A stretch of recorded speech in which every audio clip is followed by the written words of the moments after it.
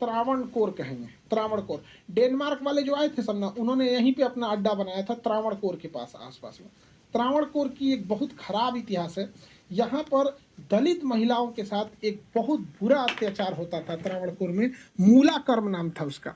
जो दलित महिलाएं होती थी, उन्हें कपड़े पूरे पहनने नहीं दिया जाता था, बल्कि उन्हें अपना स्तन खोल कर रखना था, क्या, ताकि वो पता चल सके कि वो दलित है। तो दलित महिलाओं के साथ सबसे ज्यादा अगर कहीं अत्याचार देखा गया था इतिहास में, जो बहुत बुरा था, जो भारत की संस्कृति पर धब्बा लगा दिया, मूला कर्म। तो दलित महिलाओं को अपना स्तन नहीं ढकना था, ताकि पता चल सके कि वो दलित है। और यदि वो अपना स्तन ढकना चाहती थी तो उसे टैक्स देना होता था, जिस टैक्स का नाम था मूला कर्म। छोटी लड़की को कम टैक्स, बड़ी महिला को ज्यादा टैक्स देना होता था। इतना बुरा अत्याचार हुआ था यहाँ पर। इतना त्रावणकोर में, ये कहाँ पे था ये एरिया?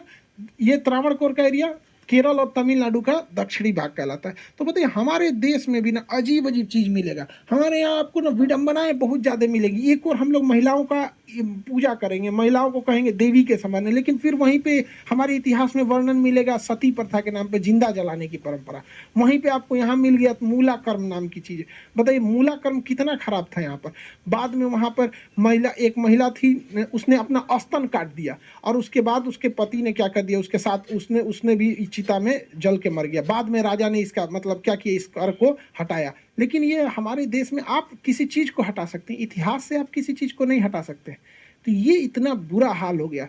दलितों के साथ जितना गुजरा है ना, वही बर्दाश्त कर सकते थे। दूसरे के साथ गुजरा रहता तो कब का लोग गुजर गए रहते वहां पे।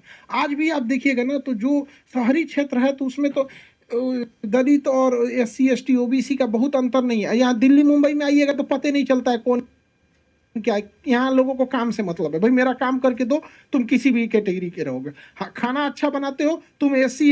वंचित जाति वहां की है, केरल की। उस एजवा जाति में एक कहानी चलती है, जैसे हम उत्तर भारत के लोग लक्ष्मीबाई की कहानियां सुन के बड़े होते हैं ना, वहां के बच्चे जिस महिला की कहानी सुन के बड़े होते हैं उसका नाम है नांगेली। कहीं मन करे तो इस महिला का नाम इंटरनेट पे टाइप कीजिए, गूगल पे, उसी कहानियां पढ़िए। क्या कहानी है मैं आपको बताता हूँ। 1802-1803 की कहानी है। ये लड़की एझवा जाति से थी, जो कि दलित जाति थी, निम्न जाति थी। और इस जाति की महिलाओं के लिए जरूरी था कि वो जब पब्लिक प्लेस में चले तो अपना शरीर का ऊपरी हिस्सा खुला लेके चले, कपड़ा उसके ऊपर ना रखें। कितना आप समझ सकते हैं कितना खराब लगता होगा। कुछ लोग कहते हैं कि उस समय केरल की कल्चर का ये सामान्य हिस्सा था, लेकिन अगर ये मजबूरी है और उच्च जाति की महिलाओं पर ये मजबूरी नहीं है तो कितना अजीब सा लगता होगा, कोई भी सोच सकता है। तो वहां महिलाएं नाराज होती थी, कसमसाती थी, परेशान होती थी, पर अब क्या करें जब सिस्टम ही ऐसा है, राजा का आदेश है, तो सैनिक है, पुलिस है, वो सब सिस्टम ऐसा है, तो क्या करें। इस लड़की से बर्दाश्त नहीं हुआ और एक ऐसा प्रसंग हुआ कि इससे जब टैक्स मांगा कि इसने टैक्स देने से मना कर दिया और ये कहा कि मैं तो अपने शरीर को ढक के चलूंगी। बहुत विरोध हुआ, उच्च जातियों की तरफ से विरोध होने लगा कि ये क्या सिस्टम है, ये तो निम्न जातियां इस तरह से बर्ताव करेंगी तो हमारा उच्च होने का मतलब क्या रहेगा। और नियम ये था कि जब टैक्स ऑफिसर आएगा तो एक केले के पत्ते में टैक्स की राशि उसको देनी होती थी। तो जब इसने मना कर दिया तो बात खूब फैलने लगी, राजा तक बात चली गई। फिर नाराजगी बढ़ने लगी राज्य में। तो राजा ने कहा टैक्स ऑफिसर को कि इनके घर पे जाओ, टैक्स वसूल के आओ। टैक्स ऑफिसर गया। कई कहानी है, कुछ कहानी है कि टैक्स ऑफिसर गया, उसके साथ में बहुत सारे लोग थे जो गुंडा टाइप के लोग थे, जो टॉर्चर करने के लिए गए थे।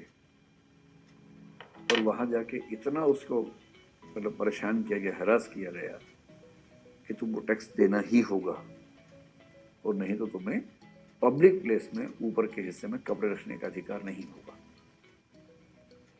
अंत में ये महिला अपने घर के अंदर गई बहुत नाराज होकर। टैक्स ऑफिसर को लगा कि अभी टैक्स लेके आने वाली है, और थोड़ी देर के बाद जब वो आई तो लोग दंग रह गए। उस महिला ने क्या किया कि चाकू से अपने स्तनों को काट के उस पात्र पर रख के सामने पेश किया।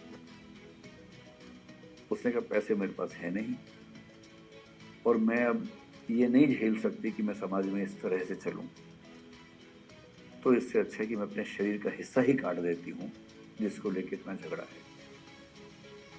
इतना खून बहा कि उसके कुछ घंटे में उसकी मौत हो गई। पूरे राज्य में हड़कंप मच गया और जब इस महिला को जलाया गया तो कहने वाले कहते हैं, कुछ इतिहासकार मानते हैं, कुछ नहीं मानते हैं, कि इसके पति ने भी चिता में कूद के अपनी जान दे दी और एक तरह से सती प्रथा का रिवर्स एक मेल एग्जाम्पल वहां पर दिखाई पड़ता है। केरल के जिस इलाके में ये महिला थी उस इलाके में आज लगभग उसकी पूजा होती है। आज भी वो घर वैसा का वैसा है, कुछ टूरिस्ट लोग जाते हैं देखने के लिए। उस गांव का नाम भी ऐसा है जो संकेत करता है कि इस घटना से इसका कुछ लिंक था। इतना विरोध हुआ कि राजा को अगले दिन घोषणा करनी पड़ी उस जाति की महिलाओं को इस पीड़ा से मतलब उसने रोक दिया और कहा कि अब आपको ये टैक्स देने की जरूरत नहीं है। लेकिन सबके लिए नहीं, उस समुदाय के लिए ऐसा हुआ।